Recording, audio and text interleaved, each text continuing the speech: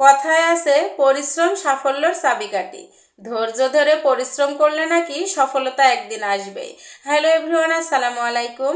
আশা করি সবাই সুস্থ আছেন, ভালো আছেন। আলহামদুলিল্লাহ, আমিও ভালো আছি। তো আজকের ভিডিওটা আমি সকাল থেকে শুরু করছি। আশা করি ভিডিওটা সবাই পুরো না টেনে দেখে যাবেন। তো এই যে সকালবেলা ঘুম থেকে উঠে ফজরের নামাজ কালাম করে আমরা বেরিয়ে পড়েছি কোথায় বলেন তো? Physical exercise. তো ইদানিং দিন দিন এত ওজনটা বেড়ে যাচ্ছে, জানি না এই ওজনের কারণে কত রোগ না দেহে সৃষ্টি হয়েছে। তো এই কারণে এখন থেকে আবারও রেগুলার হাঁটার প্রোগ্রাম করেছি। তো অনেক দিন ধরে হাঁটতেছি, আপনাদের সঙ্গে সেভাবে শেয়ার করা হয়নি। তো দেখুন সামনে কিন্তু অনেকেই হাঁটতেছে, শুধু আমরা না। আর এত সুন্দর পরিবেশ। তো আমরা আজকে 3জন হাঁটতেছি। তো আমাদের এখনো সদস্য 2জন আছে, ওরা আজকে আসেনি। তো ভাবলাম আপনাদের সঙ্গে একটু শেয়ার করি সকালের পরিবেশটা। এই সকালের মনোরম পরিবেশে হাঁটাহাঁটি করতে যে এত ভালো লাগে। আমরা 3জন তো ফুল স্পিডে হাঁটাহাঁটি করছিলাম আর অনেক বেশি গল্প করছিলাম। আর এইদিকে দেখুন সোনালি ধানগুলো পেকে কাঁচা থেকে একদম সোনালি রং হয়ে গিয়েছে, মাশাআল্লাহ। আর এই যে দেখুন এই ফুলগুলো কি ফুল বলে বলুন তো? রাস্তার ধারে ফুটেছিল, তো আমিও একটু আমার ক্যামেরাতে বন্দি করে নিলাম। এত সুন্দর লাগছিল এই ফুলগুলো। তো আমরা হাত দিয়ে দিয়ে ছোটবেলায় স্কুল যেতাম আর ফোটাতাম। তো আপনারা কে কে ফুটিয়েছেন বলুন তো? মাশাআল্লাহ, এই যে রাস্তার ধারে হাঁটাহাঁটি করতে করতে এত সুন্দর ফল ফুল সবার সঙ্গে যে দেখা হয়ে যায়, এই রকম ফল দেখে তো মনটাই ভরে গেল। এইরকম কাঁঠাল গাছে এত ফল এসেছে, আর এইদিকে লেবু গাছের কথাই বা কি বলবো। তো সব গাছপালার সঙ্গে কিন্তু সকালের পরিবেশটা আমরা অ্যাডজাস্ট করে নিয়েছি।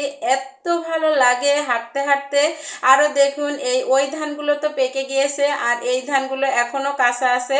আর কয়েকদিনের মধ্যে কিন্তু ধানগুলো কেটে ফেলবে। তো এই জন্য ভাবলাম আপনাদের সঙ্গে একটু শেয়ার করি। কত সুন্দর দেখুন। এখনও কিন্তু শহরের মানুষ সকালবেলা ঘুম থেকে অনেকেই ওঠেনি। কী বা বলবো, আমিও কিন্তু উঠতাম না, ইদানিং আমি উঠতেছি, কারণ ওজনটা অতিরিক্ত বেড়ে গিয়েছে। এই কারণে আবার হাঁটাহাঁটি শুরু করে দিয়েছি। তো খুবই পরিশ্রম করতেছি, জানি না সফলতা আসবে কিনা।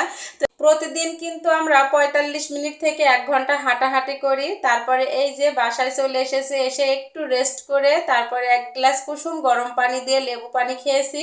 তারপরে এই যে দেখুন আবার কাজে নেমে পড়েছি। তো দুপুরবেলা রান্নাবান্না করে নিয়েছি। আর আজকে রান্নাবান্না করেছি নজনে ডাঁটা আলু দিয়ে ঝোল, ডালের বড়া, আর করেছি ডিম ভুনা। তো এই খাবারগুলো দিয়ে অল্প একটু ভাত খাবো।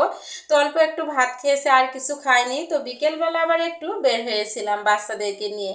তো বাচ্চাদেরকে নিয়ে বের হয়ে খুবই ইচ্ছা করছিল আখের রস খেতে। তো কলেজের সামনে এই যে আখের রস বিক্রি করছিল, তো তাসিনের বাবাকে বললাম আখের রস খাবো। তো এই যে এখান থেকে আখের রস নেওয়ার জন্য আমরা দাঁড়িয়ে আছি। তো এখান থেকে আমরা একটু ঘোরাঘুরি করে বাসায় চলে যাব।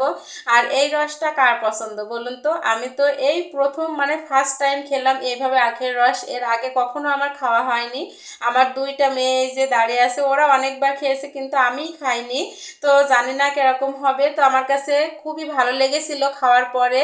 তো যখন খাবো খাবো ভাবছিলাম, সেখন মনে হচ্ছিল কীরকম কি। আসলে আখ আমরা তো গ্রামের মানুষ, দাঁত দিয়ে বিনিয়ে তারপরে কিন্তু চাবিয়ে চাবিয়ে খেয়েছি, কিন্তু এরকম রস বের করে কিন্তু এই প্রথম খেয়েছিলাম। খুবই ভালো লেগেছিল। যাই হোক, এই গরমের মধ্যে আখের রসটা খেয়ে কিন্তু অনেক স্বস্তি পেয়েছি। তো আমার আজকের ভিডিওটা এই পর্যন্তই। কেমন লাগলো আপনাদের কাছে অবশ্যই কমেন্ট করবেন। আবারও দেখা হবে পরবর্তী ভিডিও নিয়ে। আল্লাহ।